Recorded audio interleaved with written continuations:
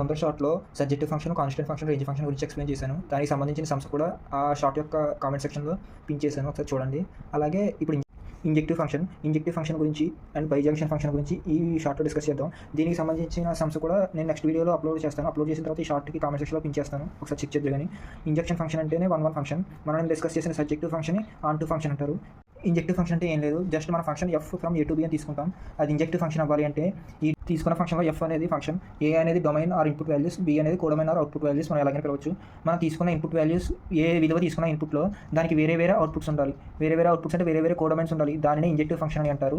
మీరు ఇక్కడ గమనించినట్టయితే నేను కాన్స్టెంట్ ఫంక్షన్లో కూడా ఇలాగే ఉంటుంది కొంచెం డెఫినేషన్. కాకపోతే అక్కడ ఏంటంటే మన ఇన్పుట్ వాల్యూస్ ఎలాంటివి తీసుకున్నా సరే అవుట్పుట్ వాల్యూస్ అంటే కోడొమైన్ వాల్యూస్ మటుకు ఈక్వల్గా వస్తాయి. కానీ ఇక్కడ మాత్రం తీసుకున్న ప్రతి ఇన్పుట్కి వేరే అవుట్పుట్ వస్తుంది. ఇది మీరు ఇక్కడ గుర్తుపెట్టుకోండి, ఇంజెక్ట్కి కాన్స్టెంట్ ఫంక్షన్కి డిఫరెన్స్. ఇప్పుడు ఫార్ములా ఆఫ్ 1 ఫంక్షన్ అని చెప్పేసి ఒకటి ఇచ్చాడు. అందులో ఏం లేదు, జస్ట్ 2 కోడొమైన్ వాల్యూస్ అంటే ఎఫ్ ఆఫ్, ఇప్పుడు ఇక్కడ ఏని డొమైన్ అనుకుంటాం, బీని కోడొమైన్ అనుకుంటాం. బీ అంటేనే కదా ఎఫ్ ఆఫ్ ఏ. సో దాన్ని 2 కోడొమైన్ వాల్యూస్ ఈక్వల్ అయితే కనుక దాని ఇన్పుట్ కూడా ఈక్వల్గా ఉండాలని చెప్తున్నాడు. చూడండి, ఇప్పుడు ఎఫ్ ఆఫ్ x1 అనేది ఒక కోడొమైన్ అయితే equals to F of x2 అనేది ఇంకో కోడొమైన్ అవుతుంది. ఇప్పుడు ఈ కోడొమైన్లన్నీ కూడా ఈక్వల్గా ఉంటే ఈ 2 ఇన్పుట్లు కూడా ఈక్వల్గా ఉంటాయని చెప్తున్నాడు. అది ఇక్కడ రాసాం. 2 కోడొమైన్ వాల్యూస్ సేమ్ అయితే డొమైన్ వాల్యూస్ కూడా సేమ్ అవ్వాలి. ఇది మనకి పెద్ద యూజ్ ఉండదు, కానీ గుర్తుపెట్టుకోండి. ఇంజెక్టివ్ ఫంక్షన్కి ఎగ్జాంపుల్స్ చూడండి. F of X equals to 2x అని తీసుకున్నారు. ఇప్పుడు ఎఫ్ ఆఫ్ 1 ఇన్పుట్ ఏమో 1 కింద సబ్స్టిట్యూట్ చేస్తే అవుట్పుట్ 2 కింద వస్తుంది. అలాగే ఎఫ్ ఆఫ్ 2 తీసుకుంటే ఈ అవుట్పుట్ మనకి 4 వస్తుంది. ఎఫ్ ఆఫ్ 3 తీసుకుంటే అవుట్పుట్ 6 వస్తుంది. ఇక్కడ మీరు అబ్జర్వ్ చేస్తే ప్రతి డిఫరెంట్ టైప్ ఆఫ్ ఇన్పుట్స్కి డిఫరెంట్ టైప్ ఆఫ్ అవుట్పుట్స్ వచ్చాయి. ఇది ఇంజెక్టివ్ ఫంక్షన్కి ఎగ్జాంపుల్.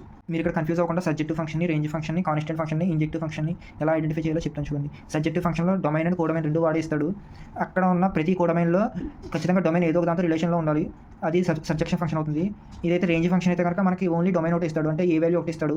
మనం బీని ఫైండ్ చేయాల్సి వస్తుంది, కోడొమైన్ ఫైండ్ చేస్తాం. కాన్స్టెంట్ ఫంక్షన్లో మనకి ఇన్పుట్ రకరకాలుగా ఉంటుంది. మన అవుట్పుట్ని మటుకు ఒకేలా ఉంటుంది. ఇందాక చెప్పాను కదా, మనకి different types of inputs, A type of input ఇచ్చినా మనకి అవుట్పుట్ మాత్రం సేమ్ వస్తుంది. అలాగే ఇంజెక్టివ్ ఫంక్షన్లో మనకి డిఫరెంట్ టైప్ ఆఫ్ ఇన్పుట్స్ ఇస్తాం, అలాగే మనకి డిఫరెంట్ టైప్ ఆఫ్ అవుట్పుట్స్ వస్తాయి. అదే కదా మనకి ఇందాక ఎగ్జాంపుల్ వచ్చింది. ఇలా గుర్తుపెట్టుకోవచ్చండి దీన్ని ఈజీగా.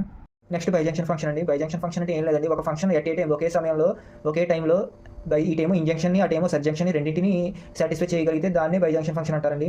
ఇంజంక్షన్ ఫంక్షన్ అంటే ఏంటంటే మనకి 1 సాటిస్ఫై అవ్వాలి, అంటే డిఫరెంట్ టైప్ ఆఫ్ ఇన్పుట్స్కి డిఫరెంట్ టైప్ ఆఫ్ అవుట్పుట్స్ ఉండాలి.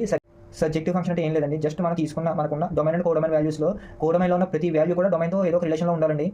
అదే సబ్జెక్టివ్ ఫంక్షన్. ఈ రెండింటికి ఒకే సమయంలో ఒకే ఫంక్షన్ మీద అప్లై అయితే కనుక దాన్ని బైజంక్షన్ ఫంక్షన్ అంటారు. జస్ట్ అక్కడ ఇచ్చారు, ఒక ఫంక్షన్ ఒకే సమయంలో ఇంజెక్టివ్ అండ్ సబ్జెక్టివ్ అయితే దాన్ని బైజంక్షన్ అంటారు. ఇక్కడ అవే ఇచ్చారండి, ఒకసారి ఇక్కడ ఇచ్చేయండి కండిషన్స్. అలాగే ఎఫ్ అనేది ఒక బైజంక్షన్ ఫంక్షన్ అయితే కనుక ఎఫ్కి ఎఫ్ ఇన్వర్స్ కూడా ఉంటుందండి. అది ఐడెంటిఫై చేయండి ఒకసారి మీరు కూడా.